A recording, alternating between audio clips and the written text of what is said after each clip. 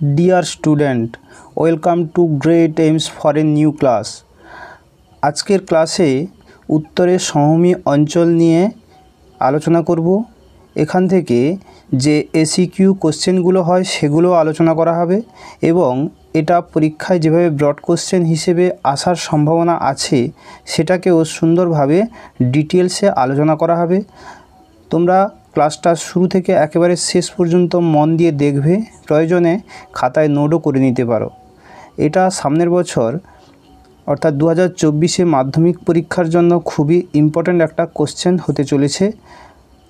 আরেকটা বিষয়, ক্লাসটা চালু করার আগে আমি একটু বলে রাখি, আমাদের এই চ্যানেলে সমস্ত সাবজেক্টের উপরে অভিজ্ঞ টিচারদের দ্বারা সাজেশান প্রোভাইড করা হয় প্রতিটা পরীক্ষার আগে, প্রতিটা সাবজেক্টে। তোমরা যদি এই চ্যানেলটা সাবস্ক্রাইব করে রাখো তাহলে কিন্তু পরীক্ষার আগে তোমরা এখান থেকে অনেক গুরুত্বপূর্ণ ইনফরমেশান পেয়ে যেতে পারো। ক্লাসটা শুরু করি। উৎপত্তি। ভূতাত্ত্বিকদের মতামত অনুসারে হিমালয়ের উত্থানকালে ভারতীয় প্লেটের অন্তর্গত উপদ্বীপীয় মালভূমির উত্তর ভাগ অবনমিত হয়ে যায়। পরবর্তীকালে হিমালয়ের থেকে আগত নদীগুলোর পলি বালি জমা হয়ে এই সমভূমির সৃষ্টি করেছে। অতএব ভূতাত্ত্বিকরা যে মতামতটা দিয়েছেন তাদের মতামত অনুসারে উত্তর দিকে যে হিমালয় পর্বত উত্থান কাজ চলছিল ভঙ্গিল পর্বত হওয়ার কারণে, তখন ভারতীয় প্লেটের অন্তর্গত উপদ্বীপীয় যে মালভূমি অংশটা রয়েছে সেটার উত্তর ভাগ কিন্তু বসে যাওয়ার ফলে সেখানে অবনমিত স্থানের সৃষ্টি হয়। পরবর্তীকালে হিমালয় থেকে যে নদীগুলো এসেছিল বা নদীগুলো আগত হয়েছে, শুধু তাই নয়, দক্ষিণ দিকের উপদ্বীপীয় মালভূমির থেকেও যে নদীগুলো বয়ে গেছে সেগুলো কিন্তু বয়ে যাওয়ার সময় পলিবালি নিয়ে গিয়ে এই সমভূমি অঞ্চলে সৃষ্টি করেছে এই অবনমিত স্থানে জমাটবদ্ধ হয়ে। শ্রেণীবিভাগ। এই সমভূমিকে 4টি ভাগে ভাগ করা যায়, 4টি ভাগে শ্রেণীবিভক্ত করা হয়েছে। 1 নম্বরে সিন্ধু সমভূমি অঞ্চল একেবারে উত্তর দিকে আছে। মধ্যভাগে রয়েছে সবথেকে বড় অংশ গঙ্গা সমভূমি। তারপরে রয়েছে ব্রহ্মপুত্র সমভূমি অঞ্চল একেবারে পূর্ব দিকের অংশ, আর রয়েছে পশ্চিম দিকের রাজস্থানের সমভূমি অঞ্চল। এই 4টে ভাগে ভাগ করা যায়।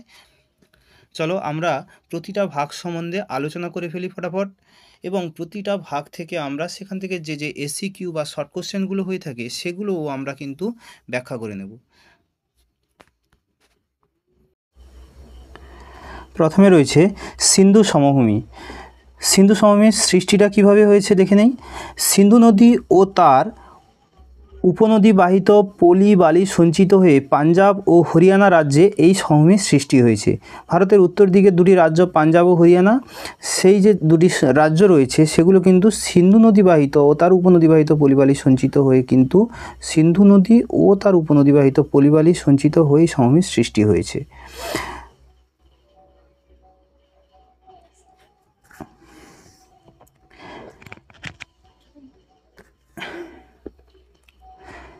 এই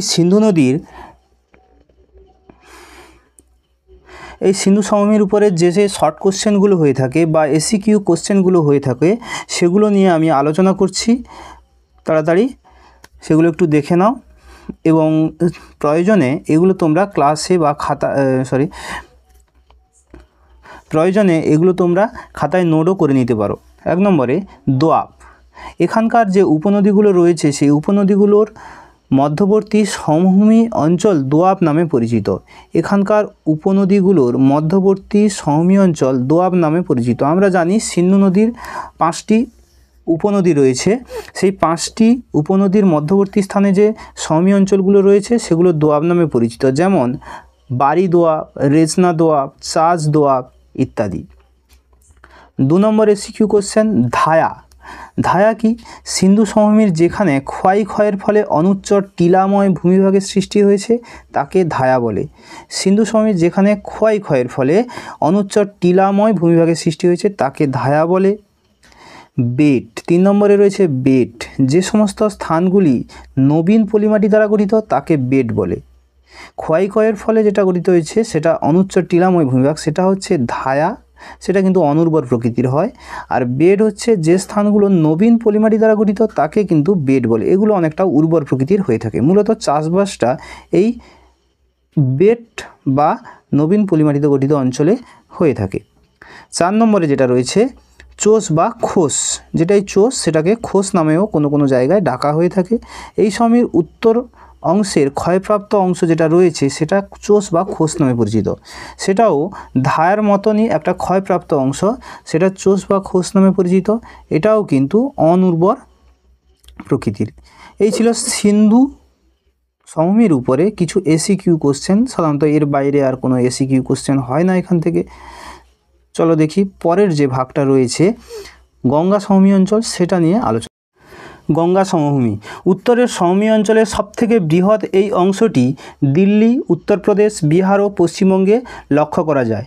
এটা হচ্ছে ভারতের উত্তর দিকে যে উত্তরের সমভূমি অঞ্চল রয়েছে তার সবথেকে বৃহত্তম অংশ এই গঙ্গা নদীর সমভূমি অঞ্চল। কারণ হচ্ছে গঙ্গা নদীর পুরোটাই ভারতের উপর দিয়ে গেছে, যার কারণে এত বড় গঙ্গা নদীর তার উপকূলবর্তী অঞ্চলটি সম্পূর্ণ সমভূমিভাগের অংশটা কিন্তু ভারতের মধ্যে অবস্থিত। তাই ভারতের প্রধান চারটি রাজ্য বা বড় বড় রাজ্য দিল্লি বাদে, দিল্লি, উত্তরপ্রদেশ, বিহার এবং পশ্চিমবঙ্গে এই রাজ্যের সমভূমি অঞ্চলটা লক্ষ্য করা যায়। এবারে এই সমভূমিকে 4টি ভাগে ভাগ করা যায়। প্রতিটি ভাগ সম্বন্ধে আমরা একটু দেখে নিই। মূলত 3টি ভাগে ভাগ করা যায়। উচ্চগঙ্গা সমভূমি, মধ্যগঙ্গা সমভূমি আর নিম্নগঙ্গা সমভূমি। উচ্চগঙ্গা সমভূমিটা উত্তরপ্রদেশ ও দিল্লিতে লক্ষ্য করা যায়। ঠিক তারপরেই মধ্যগঙ্গা সমভূমি শুরু হয়েছে, যেটা উত্তরপ্রদেশের পূর্বাংশ থেকে শুরু করে বিহার পর্যন্ত লক্ষ্য করা যায়। আর নিম্নগঙ্গা সমভূমি এই বিহার থেকেই শুরু হয়েছে এবং পশ্চিমবঙ্গ পুরো অঞ্চলটাতে লক্ষ্য করা যায়। কেবলমাত্র উত্তর দিকের যে অংশটা রয়েছে সেটা বাদ দিয়ে আর বাংলাদেশের বেশ কিছু স্থানে এই সমভূমি অঞ্চলটা লক্ষ্য করা যায়। এবারে সমভূমির শ্রেণীবিভাগটা দেখে নিলাম গঙ্গা সমভূমির। এবারে এই গঙ্গা সমভূমির উপরে তার পলি বা তার বিভিন্ন বিষয়ের উপর নির্ভর করে যে শর্ট কোশ্চেনগুলো বা এসিকিউগুলো হয় সেগুলো এক এক করে আমরা দেখে নিই। প্রথমে রয়েছে 1 নম্বরে ভাবর অঞ্চল। শিবালিক হিমালয়ের পাদদেশে নুড়ি, বালি, কাঁকর জমা হয়ে যে অনুর্বর সমভূমির সৃষ্টি করেছে তাকে ভাবর বলা হয়। এই ভাবর অঞ্চল হচ্ছে শিবালিক হিমালয়ের পাদদেশে, শিবালিক হিমালয় থেকে যে নদীগুলো বয়ে এসেছে তাদের বাহিত নুড়ি, বালি, কাঁকর জমা হয়ে কিন্তু অনুর্বর প্রকৃতির মৃত্তিকার সৃষ্টি করেছে, সেটাকে বলা হচ্ছে ভাবর অঞ্চল। তারপরে রয়েছে তরাই অঞ্চল। কি না, ভাবর অঞ্চলের ঠিক দক্ষিণ দিকে যে নদী দ্বারা সৃষ্ট পাদদেশীয় সমভূমির সৃষ্টি হয়েছে, অর্থাৎ ভাবর অঞ্চলটা রয়েছে মূলত উত্তর পশ্চিম দিকের অংশে।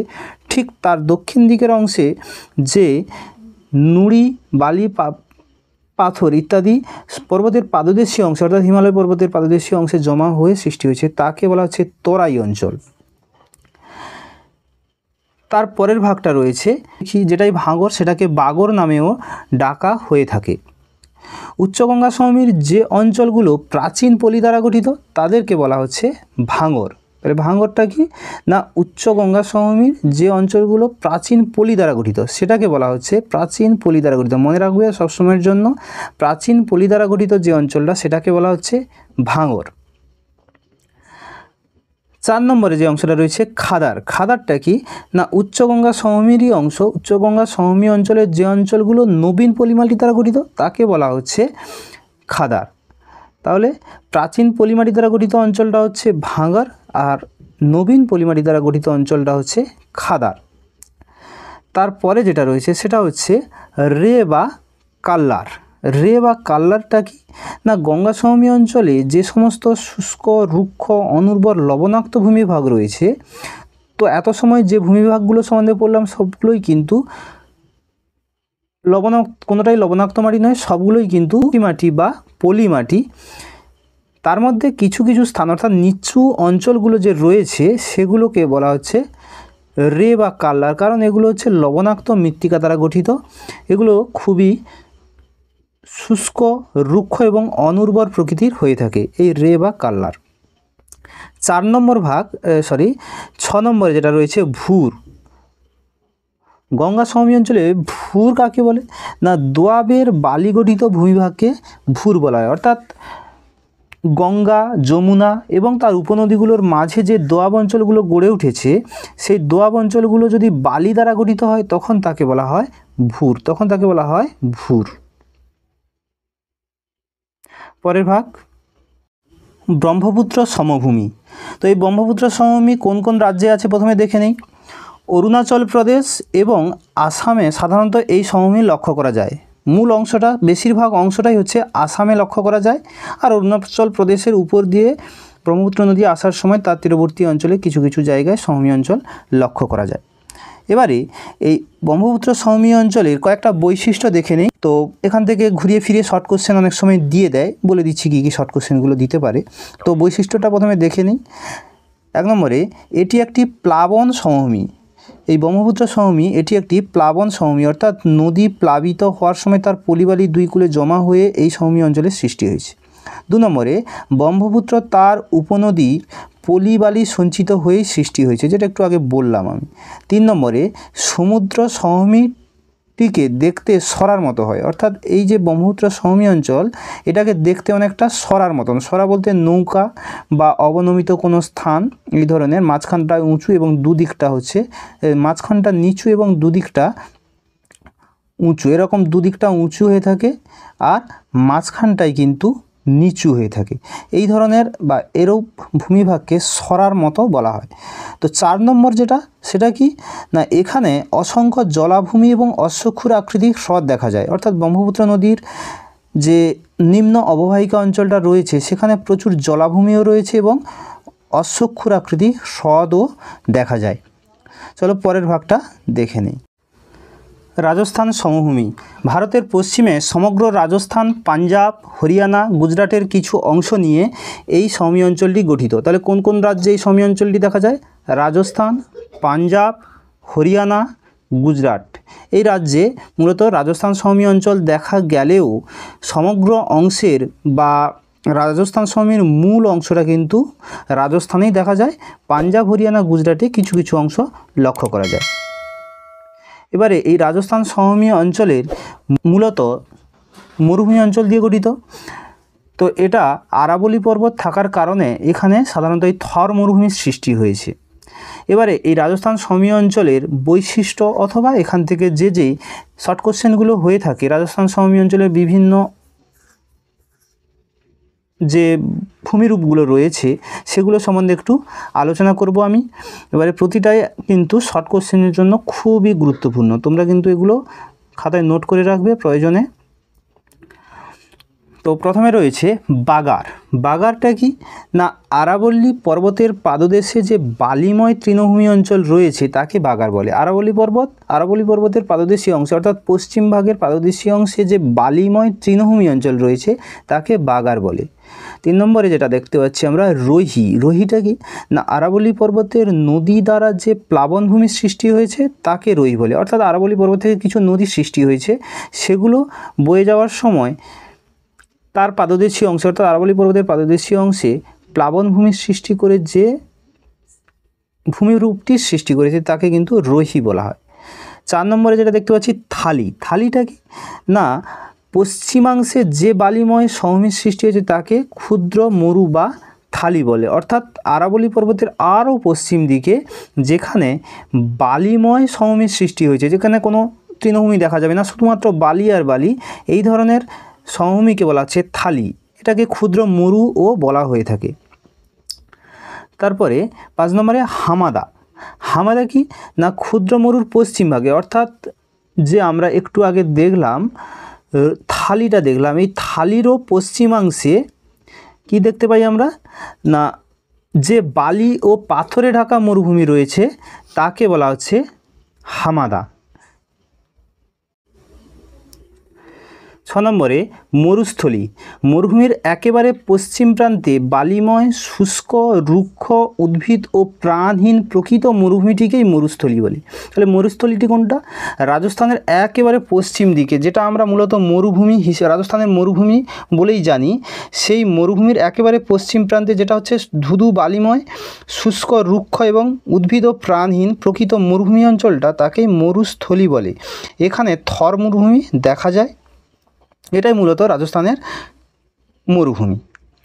এবারে এই মরুভূমিতে কিছু ঘটে যাওয়া বিষয় বা মরুভূমির কিছু ভূমিরূপগুলো আমরা দেখে নেই।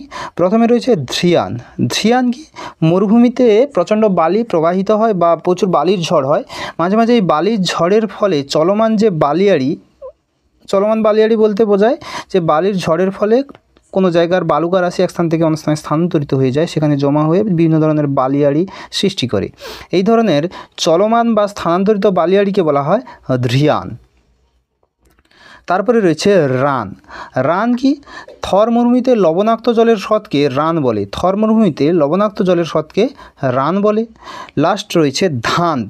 ধাঁধ হচ্ছে রাজস্থান মরুভূমি অঞ্চলের দীর্ঘাকার লবণাক্ত জলের শুষ্ক হ্রদ, তাকে ধান বলা হয়। ওই থর মরুভূমির লবণাক্ত জলের হ্রদ যেমন রান, সেরকম রাজস্থানে যে দীর্ঘাকার লবণাক্ত জলের শুষ্ক হ্রদগুলো রয়েছে তাকে কিন্তু ধান বলা হচ্ছে। তাহলে ধান এবং রান প্রায় একই জিনিস, কিন্তু রানটা মূলত গুজরাট উপকূলের কাছে দেখা যায়, আর ধান হচ্ছে রাজস্থানের থর মরুভূমিতে দেখা যায়, যেটা কিন্তু লবণাক্ত জল হতে হবে এবং শুষ্ক হতে হবে। এই ধরনের হ্রদকে বলা হচ্ছে ধান। এই ছিল আজকের আমাদের ক্লাস।